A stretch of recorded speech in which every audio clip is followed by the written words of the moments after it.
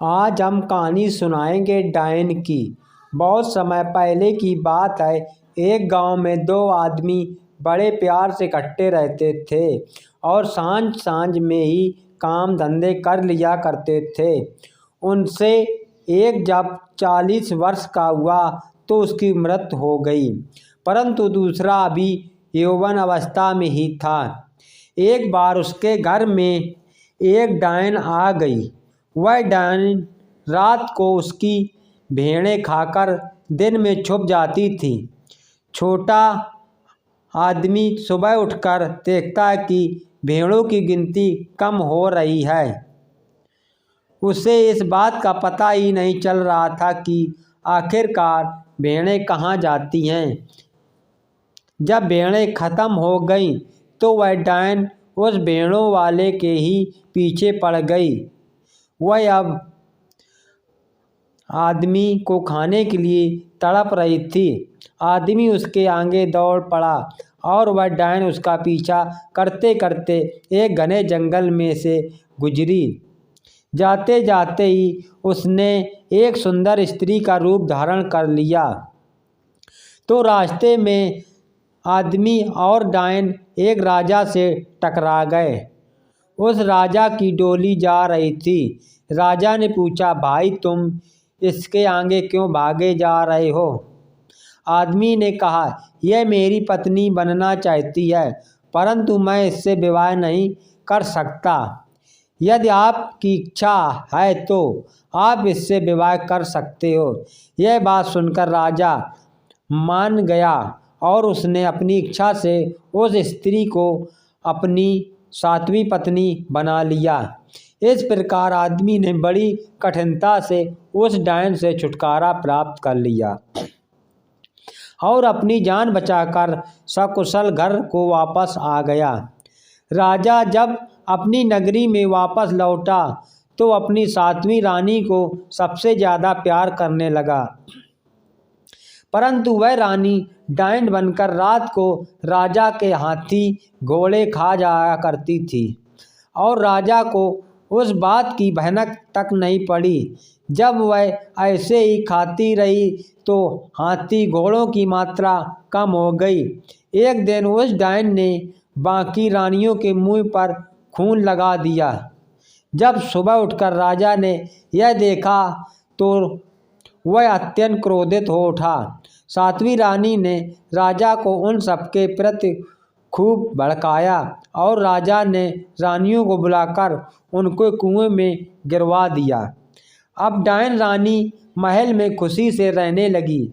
इसका कारण था कि अब वह पूरे राज की रानी जो बन चुकी थी। ईश्वर की कृपा से जिस कुएं में रानियों को गिराया गया था उस कुएं का पानी सूख गया। कुएं में रहते हुए रानी खूब तड़पने लगी। एक रानी के यहाँ पुत्री ने जन्म लिया तो दूसरी रानियों ने कहा, चलो बहन हम इसको खा लें। उन्होंने उस लड़की के 6 टुकड़े कर दिए। 5 रानियों ने तो अपना अपना हिस्सा खा लिया, परंतु सबसे छोटी रानी ने अपना हिस्सा संभाल कर रख दिया। इस प्रकार 5 रानियों के यहाँ बेटियां हुईं और वे उनके हिस्से करके खाती रहीं।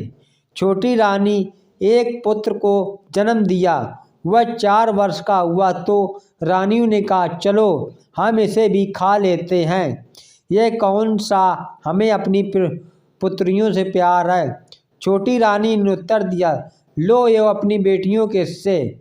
मैंने तो तुम्हारी बेटियों के टुकड़े खाए नहीं, तो तुम मेरे पुत्र को कैसे खा सकती हो? रानियों ने अपनी पुत्रियों के टुकड़े लेकर उन्हें भी खा लिया। अब वह लड़का 10 वर्ष का हुआ तो रानियां मेंढक और कीड़े मकोड़े खाकर अपना जीवन निर्वाह करती रहीं। यह कभी फूल पत्ते जो कुछ भी मिलता उनको खाकर अपना निर्वाह करने लगी।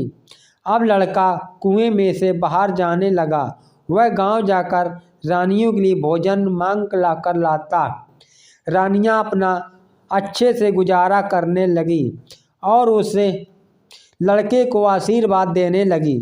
छोटी रानी की भी इज्जत करने लगी। उस लड़के की शक्ल सूरत राजकुमारों की जैसी थी।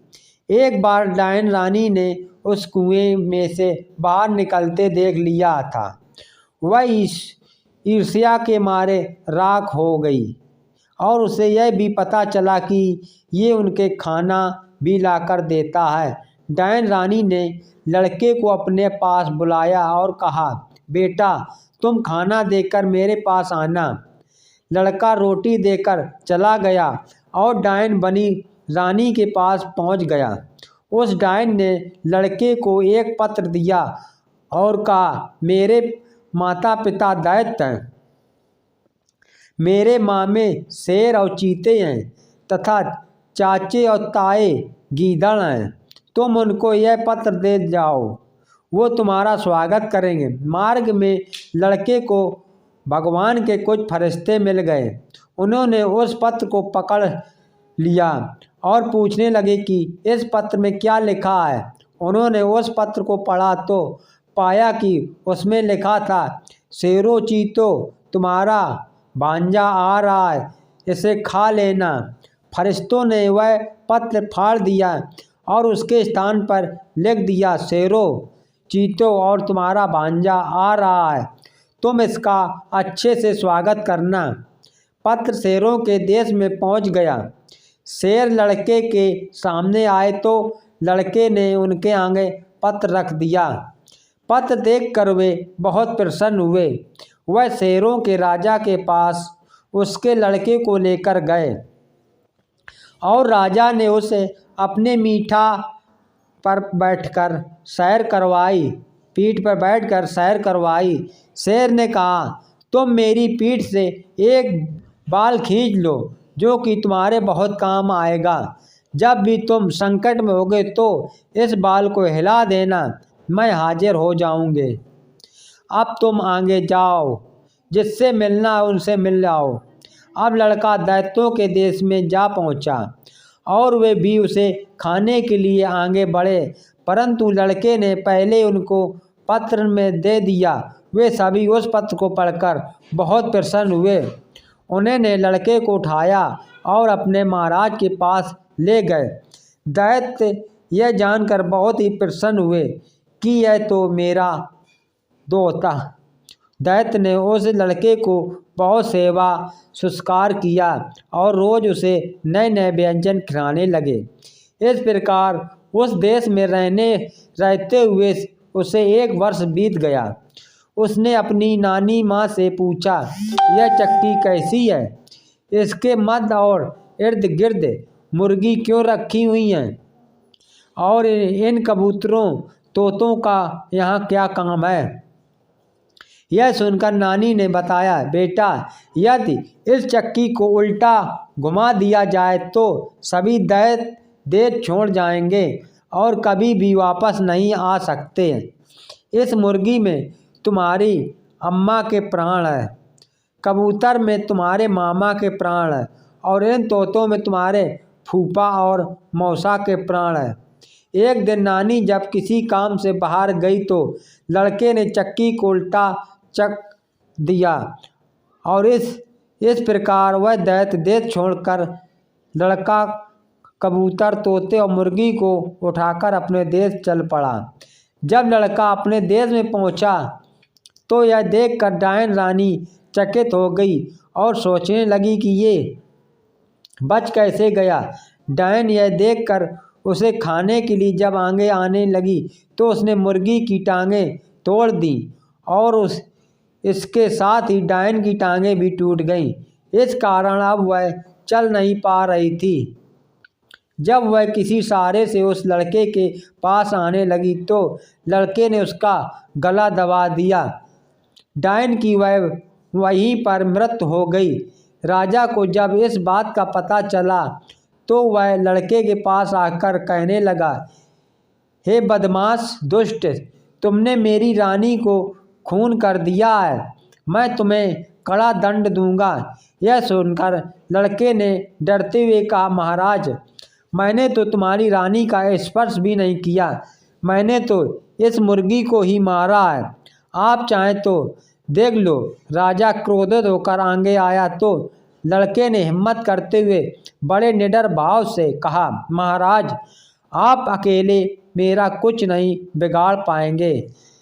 लड़के ने राजा को बहुत समझाने का प्रयत्न किया और कहा कि आप शांत होकर मेरी बात सुनिए, परंतु राजा पहले से भी ज़्यादा भड़क गया और उसने अपनी सेना को बुला लिया। लड़के ने उसी समय उस शेर राजा का बाल अपनी जीभ से निकाला और उसे ज़ोर ज़ोर से हिलाना आरंभ कर दिया। इसी कारण जंगल के सभी प्रकार के शेर और चीते राजा की सेना पर टूट पड़े। अब राजा लड़के के चरणों में गिर पड़ा और मुझे बचा लो कहकर त्राहिमाम करने लगा। लड़के ने उसे खड़ा किया और कहा, मैं तो तुम्हारा ही पुत्र हूँ, परंतु आपने मेरी बात सुनने से इनकार कर दिया था। लड़के ने एक इशारा किया तो सभी शेर और चीते अदृश्य हो गए। फिर लड़के ने राजा को बताया कि यह आपकी सातवीं रानी वास्तव में एक डायन थी। अच्छा हुआ उसकी मृत्यु हो गई। आपकी शेष सभी रानियां कुएं में जीवित हैं, उन्हें जाकर निकलवा लीजिए। नौकर रानियों को डोली में बिठाकर राजमहल लेकर आए। इसके उपरांत राजा ने अपना राज अपने पुत्र के नाम कर दिया और स्वयं भगवान की भक्ति में लीन हो गया।